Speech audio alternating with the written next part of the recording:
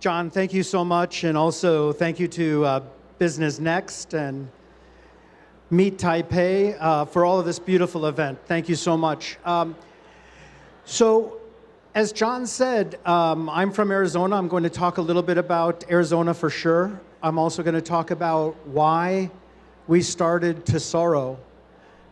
This is a venture capital fund. It's also an incubator and an accelerator to create new AI and semiconductor companies.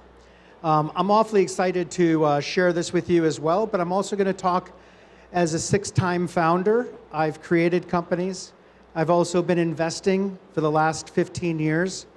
And you know, all of this is very important to me because it's going to be personal, because I've been in Asia for a long time, and this is great to see Taiwan. So thank you, everybody. So when I talk about my background and I think about Taipei, I've been here before. I started off my career in Motorola and Motorola Asia. I also ran Motorola Ventures. So I went all around the Asian cities, including Taipei and Seoul and Shenzhen, Singapore, Bangalore, and had the opportunity to see how startups were working. And I went into small apartments and seeing the cultivation of new technologies and so forth. And one thing was always true: Taipei always had that startup vibe. You always had it in your DNA. You always had this beautiful, beautiful part. So for my story, it didn't start in Arizona. It began here, and those were the years that shaped me. So standing here today and thinking about dancing with AI feels like it's come full circle from the United States all the way to Asia and here to Taiwan, which is so wonderful. So we'll talk a little bit about Arizona, but I have to start with the whole race. Everyone is racing to get to the most advanced AIs, the most advanced semiconductors. And this has been very important. We're living in the fastest industrial transformation in human history. As our group just now said, if you're not moving quick, you will fail. Everything needs to be fast. When I started my first company called Airband Communications, which was a wireless broadband company, I hired about 550 people in 18 months. We had to move very, very fast. Each one of those employees got a pair of Nike gym shoes so that they could run fast. They had to run fast with me. So when they come in, I would interview them and I asked them, what size shoe do you wear? And they looked at me saying, why are you asking? Because you're going to get a pair of Nikes. If you wear out your shoe and it's no longer working, come back and I wanted to give you another one. So even then we had to run fast. But AI has changed everything. We can now build a website in less than an hour. We can create music in 0.5 seconds. This is blowing my mind. So it's super important to understand that this race is on. It's about silicon, it's about compute, it's about LLMs, models, data centers, all of this. Excuse me.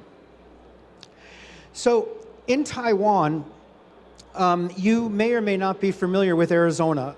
Arizona now has over $1 trillion of investment in semiconductor and AI. And I'm going to repeat this. It's $1 trillion over. All throughout the United States, we have close to $9 trillion that is coming in, but Arizona specifically, and why? It's because of these guys, TSMC, which was born here. But also TSMC has grown an ecosystem now in Arizona with Apple Computer, NVIDIA, AMD, Broadcom, Intel, OpenAI, Microsoft, all of the names that you guys know, Google, Meta. And then there are now over 200 semiconductor companies in Arizona, 200. So this is a very, very large ecosystem that is next door to Silicon Valley. Silicon Valley, I go to the Bay Area for the day. I fly there, I come back, I go fly back. It's one ecosystem that's combined. It's very important that we see this now.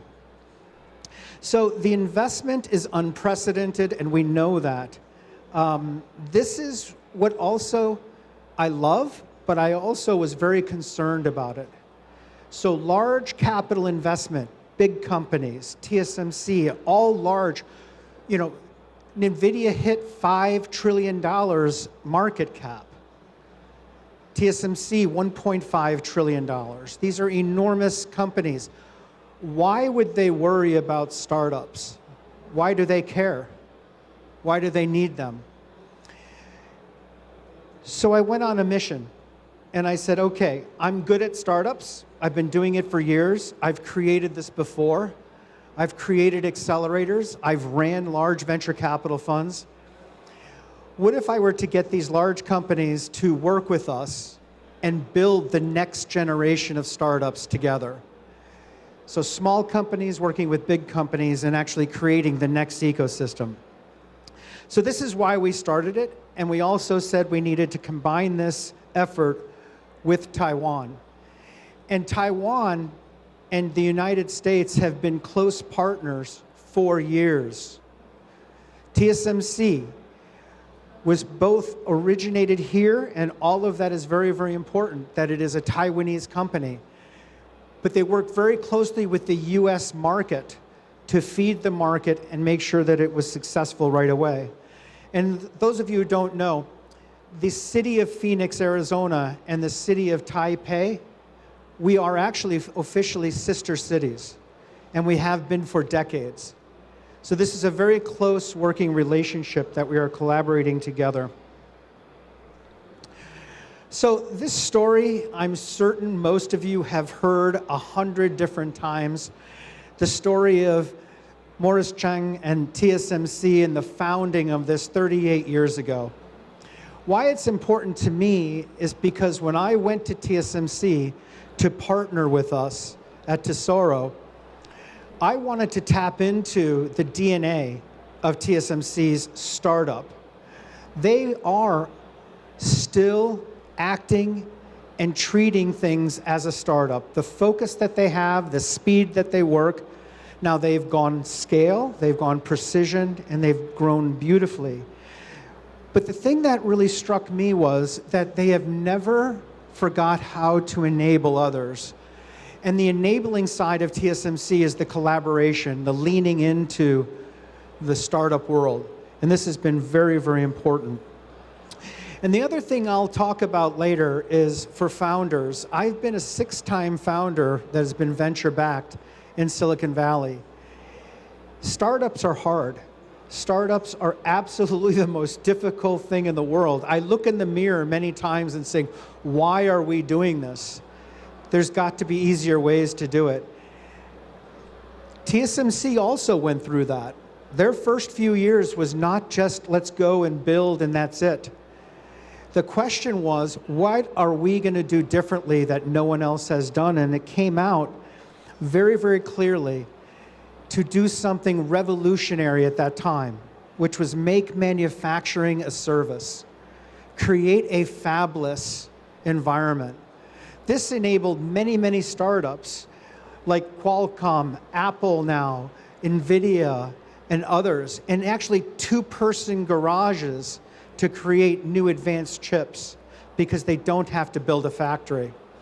And I must say, I worked at Motorola for 15 years watching our integrated, multiple complex structure try to do it all, design a chip, build the chip, and do everything, and it didn't work. So it's very, very difficult, and this was something that was so incredibly important. So it's that spirit, the spirit of making startups focused and enabling others is what we are doing and trying to do at Tesoro Venture Capital. So one would ask, and we were talking earlier at lunch today with some of my colleagues and other founders, and they didn't realize Arizona was a very large presence of TSMC. They're, if you're not familiar, building 6 fabs, 6. 3 are already up and running.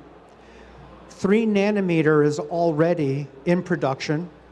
They've become profitable. They have also created the first NVIDIA Blackwell chip off the run. They've also created the first Apple advanced node chip off the run. They're working on AMD and Broadcom now. And the projection is, if you're not familiar, 30% of all of the advanced node manufacturing will be done in Arizona. Okay, so there's a partnership that needs to be created there, and it's in that spirit that's very, very important. But I want to talk about other parts of Arizona very quickly so you can understand. It's a beautiful state. It has a lot of variations to it. It is a desert, but it also is mountains. It has 12,000-foot mountains in the northern part of Arizona. There's snow. There's skiing in Arizona. It's the largest boats. You're in a desert and you're actually going on a boat in Arizona, so it's very cool. But it also has the largest university in the United States, Arizona State University. Arizona State University has almost 200,000 students. 200,000. Each year, this last year, we graduated 30,000 engineers. 30,000 engineers came out of ASU. It's an incredible university, but so is the University of Arizona, which is a different university. And this is home to the world's most advanced optics and photonics in the world. They have been a part, the University of Arizona Technology has been a part of every space program launched. Their core technology. So we're working with these groups to create optical interconnects and things that are very important for data centers on the frontier of imaging and sensing. At Tesoro, we look at AI and we look at semiconductors together, and imaging becomes very important in healthcare for new imaging technologies and other capabilities, but also for robotics, sensing, semiconductor detection, and so forth. Arizona is also home to Mayo Clinic, which is universally recognized as one of the best hospitals in the world. Mayo Clinic has a new initiative called Discovery Oasis, which is 4 million square foot of health innovations that's coming into Arizona. They've created a partnership with NVIDIA to do drug discovery and cancer research and so forth. So the very important clinics that are there. Another important one is Barrows Neurological Institute. Barrows has partnered with Elon Musk and Neuralink to do neuromorphic chips, to do neurological and brain stem. They now have a chip that is in a human brain that has allowed it to talk through a stem cell that was not working, and this person was a quadriplegic and now is able to walk. This is something very important happening at Barrows. So the shift is there. There's a good breeding ground for partnerships. So at Tesoro, we felt startups are going to be the key.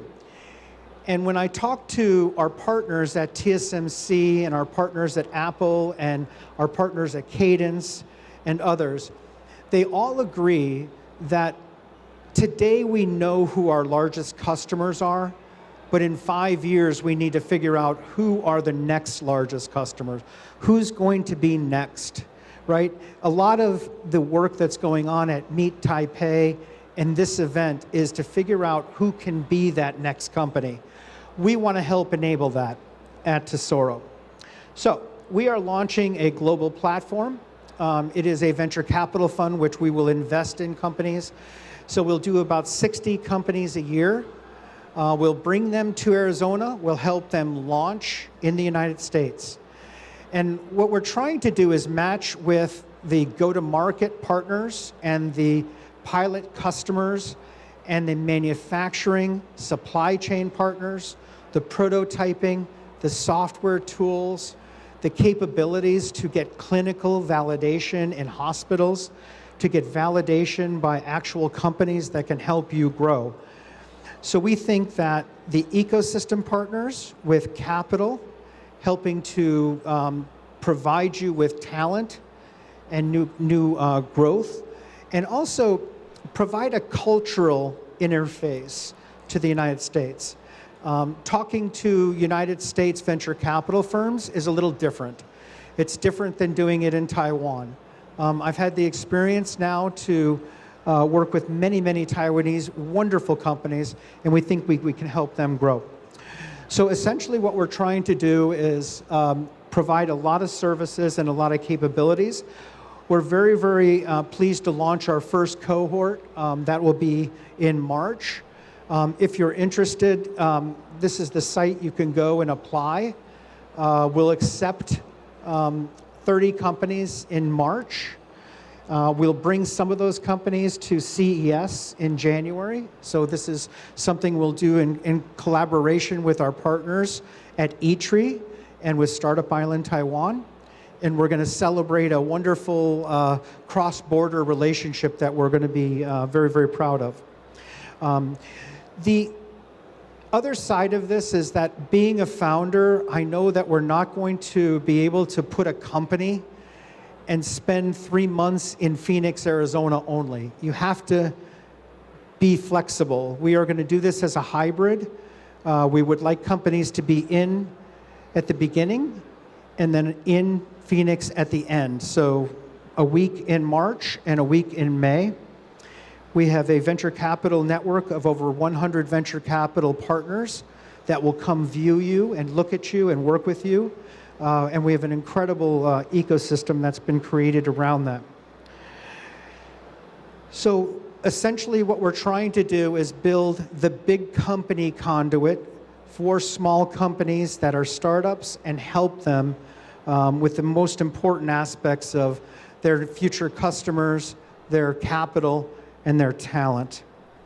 I must say, I have been so impressed with Taiwan and Taipei's ecosystem. It feels to me that the country has done this right. With all of the work that's being done at the ministry levels and all of the branding and the work that is put in and the capital and the people has been incredible. And I know this started a long time ago. You know, you can just go back to, which I learned last night, that TSMC was not the first company. 7 years before TSMC, there was another company that was created, and then TSMC. But this was all done purposefully, and it's just such a beautiful thing to watch as someone who has been in so many different ecosystems around the world. So I just want to do a huge shout out to my new partners, Meet. This is amazing to be here. But also Startup Island Taiwan, my very, very dear friends at eTree, my friends at the Tech Arena, Innovex, Taipei Computer Association, Biotech and Pharma Office. There's such great interaction, and we're just so proud to be able to bridge that with you guys. So I was also asked to just briefly talk about it, and this is not going to be a technical discussion on AI. Okay, so we are combining artificial intelligence with semiconductor, and the way I've explained this is essentially that I believe, and I heard the question, like what's going to happen next year? And I could be wrong, but my belief is that in my lifetime, AI and semiconductor, software and hardware are going to exist. And I think, in fact, for my grandchildren's lifetime, it's going to, and possibly even theirs. Okay? So with that, I think it's important to think about AI, and I think and there was some of this discussed in the last conversation, that you do not have to master this entire stack But it's very, very important to understand that as a founder, because I think the good stuff comes in between. The compute in between the models and the combination of what is going on there. So if you just look at optical interconnect from chip to chip or from data centers, or in fact now on large-scale wafer designs or chiplets, or the software that's going to run this and the efficiency, and of course agentic AI and all of the capabilities that are going to come about that. So closing up, I just want to talk as a founder. I think we all have a founder brother and sisterhood, okay? Startups are hard, so I have some very, very quick advice for startups and founders. I think it's very, very important, number one, that we do have to move fast. You cannot exist in this world if you do not follow the path and move fast. I also love the concept of the problem solving. Every time I look at it as an investor, I have to understand what problem is it big enough. But I always think you have to shoot big. You have to really think global. If there's one thing I would stress to Taiwanese companies, you have to think globally, not just in Taiwan, not just in Asia, not just on your neighbors. Now we have choices. The United States can be a wonderful market. It can actually be a market that you can enter into. We want to be that partner to help you get there because it's such a large market. So as you start to move forward with this, I'm coming from experience, and I'll tell this story very quickly, not to talk about achievements. I started an accelerator 10 years ago. These were only Arizona companies. Now I'm bringing in companies from all over the world. We did 175 companies. Those companies over 10 years are now worth $7.2 billion. Out of the 175 companies, only 3 are unicorns, but we still have 3. One was a month ago that sold for $1 billion to a company called Workday, called Paradox AI. We put $150,000 into the company. We accelerated them, we helped them, but they grew on their own merit, on their own work. So this is incredibly important work that we want to try to partner with as many companies as we can. And we hope to bring at least 10 to 15, maybe 20 companies from Taiwan in our first cohort. So we're incredibly excited to do that. So wrapping up, you know, this is the color scheme of the bridge between Arizona, but also the United States and Taiwan, the United States and Asia. We will put an office here. We will be present here. We'll be present in Europe. We'll be present also in the Middle East, but also in the United States. And we're trying to bring a global community that creates unbelievable software, unbelievable AI, and semiconductor. And we're going to do that in partnership with some of the biggest companies in the world. And we're going to do it fast and very, very efficient. So with that, I am incredibly pleased to say that I'm honored, thankful to be here, very grateful to the organizers to allowing me to come here. I look forward to meeting a lot of you and to hopefully building with you. And when I look at Taiwan, I think about the manufacturing and the precision, and I think about Arizona as the frontier and America's new insurgents in AI and semiconductor. And I'm so excited that we work in rhythm together and this concept of dancing with AI. I love it. So, 谢谢 and thank you so much. And I'm honored to be here at Meet. Thank you.